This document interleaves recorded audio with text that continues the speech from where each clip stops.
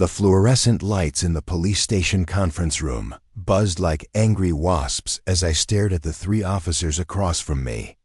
Detective Morrison, a man whose gut strained against his uniform shirt, drummed his fingers impatiently on the metal table. To his left sat Officer Chen, young and eager, probably fresh out of the academy. The third man, Captain Rodriguez, leaned back in his chair with the kind of authority that comes from decades on the force. "Ms. Elena Vasquez," Morrison began, his voice carrying the weight of exhaustion, "we need you to surrender your weapon. Before we jump back in, tell us where you're tuning in from, and if this story touches you, make sure you're subscribed, because tomorrow I've saved something extra special for you." I didn't move. My hands remained folded in my lap, steady as stone. The Sig Sauer P320 rested in its holster beneath my jacket, a familiar weight I'd carried for the past 8 years. Not as a cop, I'd never been law enforcement. My relationship with firearms was far more complicated than that. "Ma'am," Officer Chen interjected, his voice cracking slightly, "you were found at the scene of 3 separate incidents in the past month. Each time, armed individuals were found deceased. We need to process your weapon for ballistics." A bitter laugh escaped my lips before I could stop it. 3 incidents. They made it sound so clinical, so removed from reality. As if the 3 men I'd killed were just statistics in a file folder, rather than human beings who'd made the fatal mistake of targeting innocent people in my presence. "You think I'm some kind of vigilante," I said, finally breaking my silence. My voice was steady, controlled, a tone I'd perfected during my years in therapy after returning from overseas. "Is that what this is about?" Captain Rodriguez leaned forward, his weathered face creased with what might have been concern. "Elena, we know about your military service. 2 tours in Afghanistan with the 75th Ranger Regiment. We know you were honorably discharged after an IED incident left you with PTSD. We're not here to prosecute you. We just need to understand what's been happening." The familiar tightness gripped my chest at the mention of Afghanistan. Even after 5 years of civilian life, the memories lurked just beneath the surface, waiting for moments like these to claw their way back up. The smell of burning diesel, the screams of my squad after the explosion, the weight of survival when others didn't make it home. "You want to understand?" I asked, my hand moving unconsciously to my jacket. All 3 officers tensed, hands drifting toward their service weapons. I held up my empty palm in a gesture of peace. "Then let me show you something." Slowly, deliberately, I reached inside my jacket and withdrew the Sig Sauer. The officers' training kicked in. Chun's hand flew to his weapon while Morrison rose halfway from his chair. But I placed the pistol on the table with practiced care, the grip facing away from me in a gesture of surrender. "Go ahead," I said. "Take a look at it." Detective Morrison exchanged glances with his colleagues before carefully lifting the weapon. He examined it with the thoroughness of someone who'd handled thousands of firearms over his career. Officer Chen peered over his shoulder, squinting at the gun's surface dot. It was Chen who noticed it first. His young eyes, not yet dulled by years of police work, caught the faint etchings along the pistol's slide. "Sir," he said, his voice barely above a whisper, "there are markings here." Morrison adjusted his reading glasses and looked closer. "What?" he saw made his face go pale. Carved into the metal, barely visible unless you knew where to look, were 17 small hash marks. They weren't random scratches or manufacturing defects. They were deliberate, precise cuts made by someone with steady hands and intimate knowledge of the weapon. "Jesus Christ," Morrison breathed. "Are these kill marks?" I confirmed, my voice as flat as still water. 17 confirmed kills during my deployment. My squad leader started the tradition after our first firefight. Said it helped keep track, helped us remember that every shot mattered. The room fell silent except for the persistent buzzing of the fluorescent lights. Captain Rodriguez took the weapon from Morrison's hands, studying the markings with the respect they deserved. 17 lives. 17 families who lost sons, fathers, brothers. 17 decisions made in split seconds that would echo through eternity. These 3 recent incidents, I continued, my eyes fixed on a point somewhere beyond the concrete walls. They weren't murders. They were necessary actions taken to protect innocent people from armed predators. Officer Chen pulled out his tablet, scrolling through case files. The first incident was at Lincoln Elementary School. A gunman had breached the perimeter during afternoon pickup. I nodded, the memory sharp as broken glass. Marcus Webb, 34 years old. History of domestic violence and weapons charges. He was carrying a modified AR-15 and had already fired 2 shots into the air when I arrived to pick up my niece. The school was in lockdown, children screaming, parents panicking. You engaged him from approximately 50 yards, Morrison read. From his notes, single shot to the center mass. Center mass, slightly left of center to compensate for his body armor, I corrected. He was positioning himself for a clear line to the main entrance where the children were evacuating. I had maybe 3 seconds before he would have had a clear shot at dozens of kids. The second incident had occurred at a downtown metro station during rush hour. A mentally unstable veteran named David Torres had barricaded himself near the ticket booth with a sawed-off shotgun and a backpack he claimed contained explosives. Transit police were trying to negotiate, but Torres was growing increasingly agitated, pointing the weapon at commuters who couldn't escape the crowded platform. I was coming home from my job at the Veterans Center, I explained. I work with PTSD patients. Ironic, considering my own struggles. Torres was one of my former clients. I knew his triggers, understood his mental state. When I saw him raising the shotgun toward a group of teenagers, I knew negotiation time was over.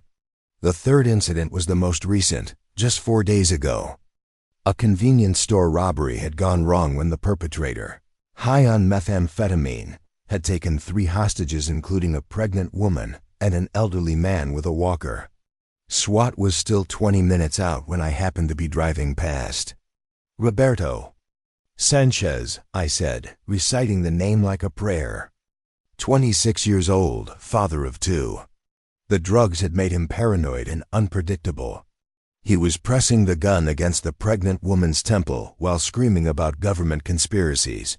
The store security camera caught everything. Captain Rodriguez set my weapon back on the table with careful reverence.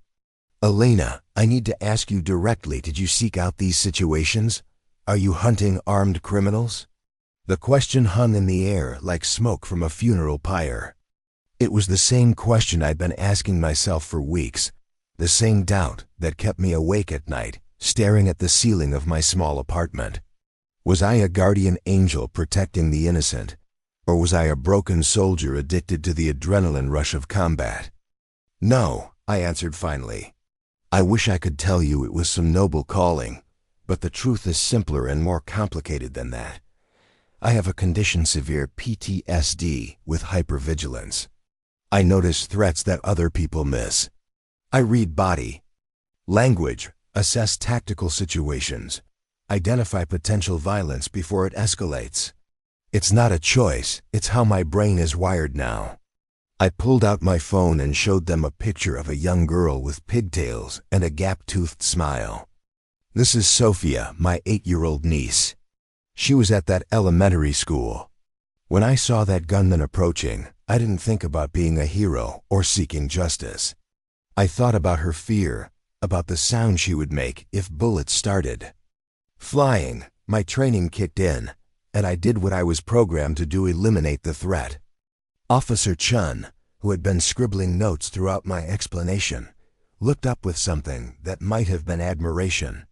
Ma'am, the ballistics report on the school shooter showed you made that shot while moving, in high wind, with dozens of civilians in the background. That level of marksmanship is exceptional and terrifying, I agreed. Do you know what it's like to be perfectly calibrated for violence in a world that's trying to be peaceful? Every day I walk through crowds of people, and my brain automatically identifies potential threats, escape routes, cover positions.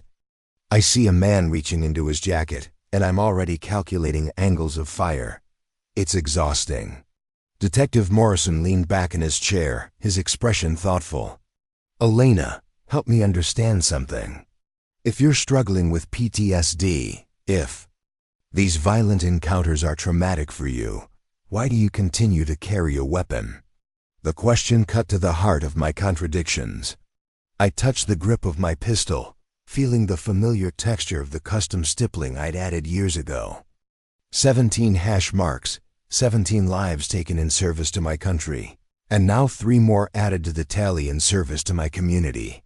Because, I said slowly, choosing each word with care, I've seen what happens when good people are defenseless against evil. I've held dying children in my arms in villages where no one could protect them.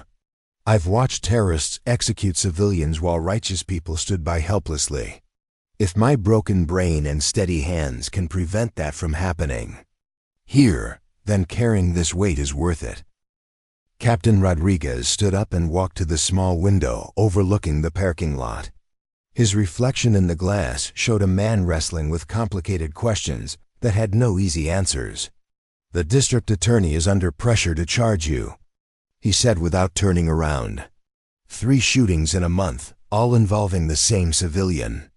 The media is calling you everything from a hero to a vigilante to a domestic terrorist. What do you call me? I asked. He turned back to face me, his eyes holding the wisdom of someone who'd seen too much violence in his career. I call you a soldier who never really came home from war. And I think maybe that's exactly what this city needs right now. Officer Chen looked confused. Sir, are we not charging her? With what? Morrison interjected, understanding where his captain was. Heading. Every shooting was justified. She had clear sight lines, positive threat identification, and immediate danger to innocent life. Any trained officer would have made the same call. Captain Rodriguez picked up my weapon again, studying the kill marks with new understanding. Elena, I'm going to ask you something, and I need you to be completely honest. Do you want to keep carrying this burden? The question hit me like a physical blow. Want? What did one have to do with anything? I'd wanted to come home from Afghanistan and forget everything I'd learned about killing. I'd wanted to sleep through the night without nightmares. I'd wanted to watch my niece play at the park without scanning rooftops for snipers.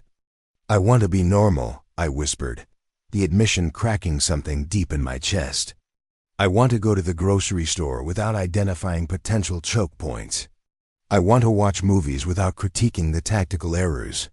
I want to hold someone's hand without them feeling the calluses from weapons training. But, Captain Rodriguez prompted gently, but I can't unknow what I know. I can't unsee what I've seen.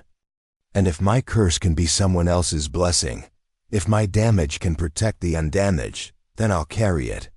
The room fell quiet again as the 3 officers processed my words. Outside, the city continued its daily rhythm, unaware that in this small conference room, 4 people were grappling with questions about justice, trauma, and the price of peace. Finally, Captain Rodriguez made his decision. He ejected the magazine from my pistol, checked the chamber, and handed both pieces back to me. Elena Vasquez, he said formally, you're free to go. Your weapon is being returned as there are no grounds for charges. However, I'm recommending that you register with our department as a civilian tactical consultant. If situations arise where your particular skills might be needed, would you be willing to assist?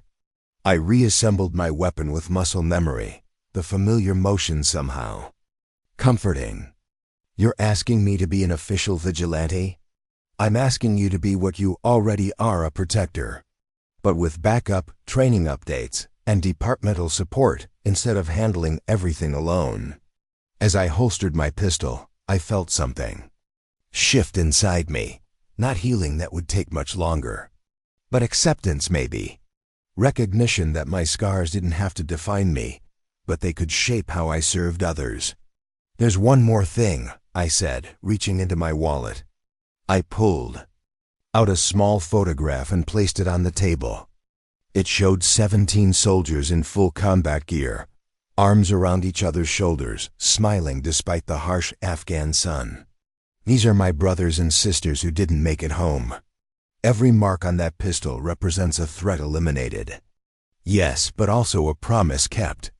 I promised them I'd make it count. Officer Chen picked up the photograph, studying each face with respect.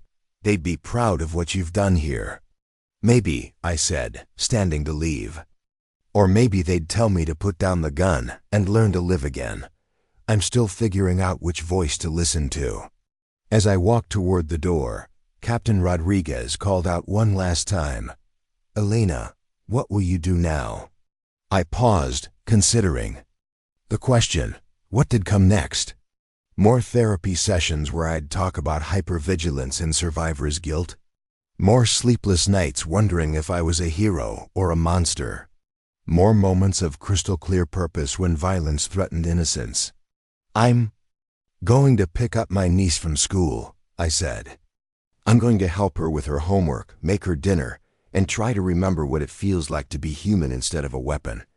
And if another situation arises?" Morrison asked. I touched the grip of my pistol one more time, feeling the weight of 17 lives and the promise of protection it represented. "Then I'll do what needs to be done. But maybe next time, I won't have to do it alone." Walking out of the police station into the afternoon sunlight, I felt the familiar hypervigilance kick in immediately. Exit routes mapped, potential threats assessed, civilian positions cataloged. My broken brain doing what it was programmed to do. But for the first time in months, I didn't feel entirely alone with the burden.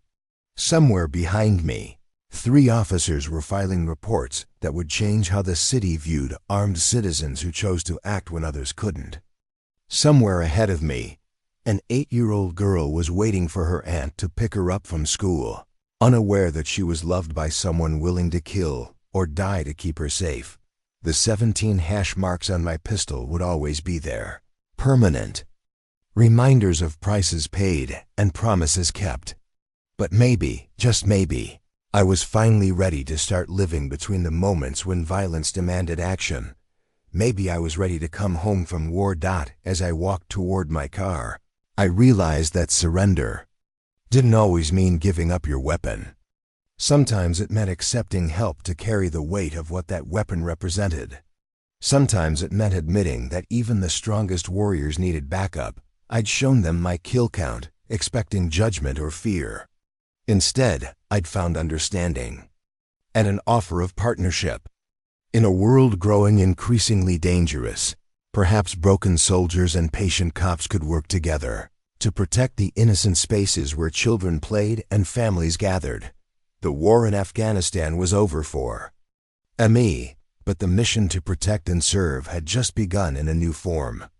17 marks testified to my capability. 3 recent incidents proved my commitment. Now, it was time to see what came next. Up next, you've got 2 more standout stories right on your screen. If this one hit the mark, you won't want to pass these up. Just click and check them out.